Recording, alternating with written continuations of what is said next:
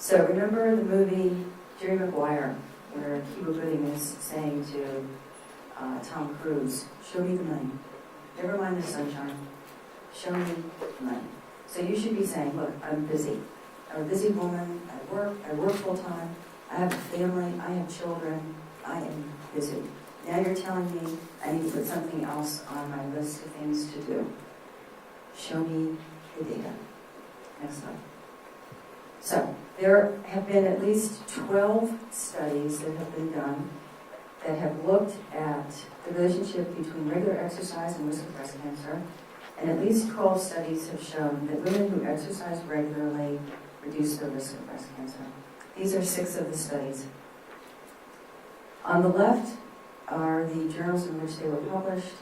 On the right are the institutions that conducted the research studies.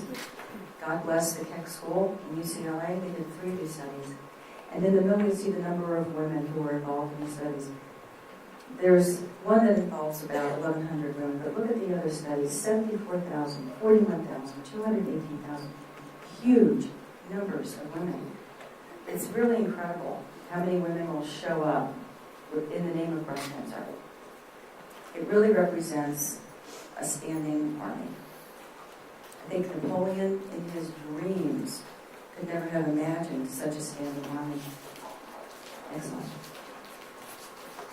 So let me discuss with you one study in particular.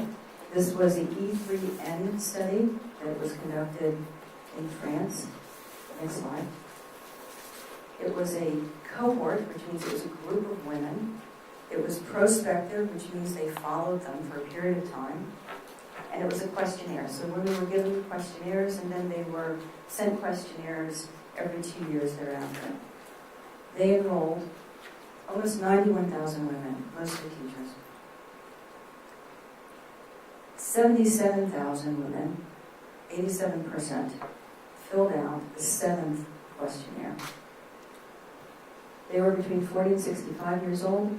They recruited almost 91,000 women in 2 years. And they were followed for at least 10 years. So the results were that when they compared the women who had gotten breast cancer, a little over 3,400 women came down with breast cancer during this period of time. When they compared them to the women who did not get breast cancer, what they discovered was that women who exercised had less of a chance of getting breast cancer.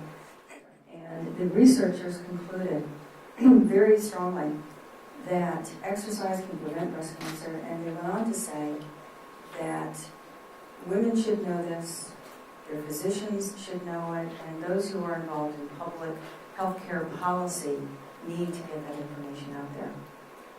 Next slide. So, the conversions of data, these thousands of women, multiple studies, have yielded the following results. Exercise can prevent breast cancer in all ages, in all ethnic groups, and even in the presence of other risk factors. So you can say, oh, well, you know, my mother had breast cancer. Whatever. It's not going to help me. It does. Next slide. All age groups. Next slide. All ethnic groups. Next slide. And in the presence of other risk factors. This advertisement was taken from Leaders magazine from 1991. During that time, hormone replacement therapy was thought to be the panacea, young forever. Didn't turn out to be that. As a matter of fact, it's a pretty strong risk factor for getting breast cancer. Next slide. I can't help but try and interject. I feel I have a moral responsibility to remind you that cigarette smoking causes breast cancer and alcohol causes breast cancer. There's a linear relationship between the amount of alcohol you drink and the increased risk of breast cancer. Next slide.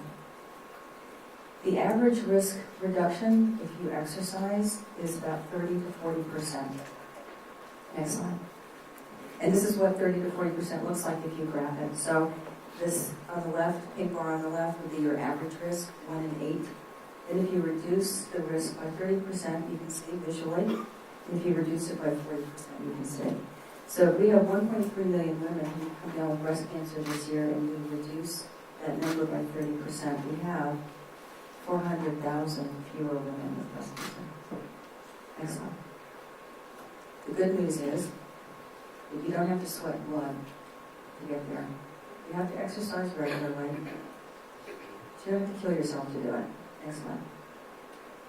What if you already have breast cancer? Has the train left the station and it's too late? No. Excellent. This is a study published by Harvard just recently. Nurses with breast cancer diagnosed between 1984 and 1998, and they were followed up to 2000. 2,900 nurses with breast cancer. Women who walked even 1 hour a week reduced their mortality rate by 20%. And if they walk between 3 and 5 hours a week, they cut their mortality in half. Now let me point out to you that chemotherapy, which costs $8,000, can improve your survival from breast cancer by about 25%. Herceptin can get you, if you're eligible for Herceptin, because not everyone is, Herceptin can get you about a 30% improved overall survival. And that will cost you or somebody $50,000. A pair of tennis shoes that costs $100 that will last at least 4 years can cut your risk of death in half. Excellent. So, in conclusion, next slide. Exercise reduces your risk for breast cancer, regular exercise, and it improves your survival for breast cancer. You don't have to kill yourself to do it. 3 to 5 hours a week of walking. And once you start doing that, you may find you want to lift some weights and maybe you want to swim. It's very invigorating, actually, to exercise. There's nothing not to love about it, really. Next. So you could ask, why? Why does exercise reduce the risk for breast cancer? And why and how does exercise improve survival for breast cancer? Well, I don't have the answers. I have some ideas, but I certainly would like to find answers for you and for other questions that I have. Next slide.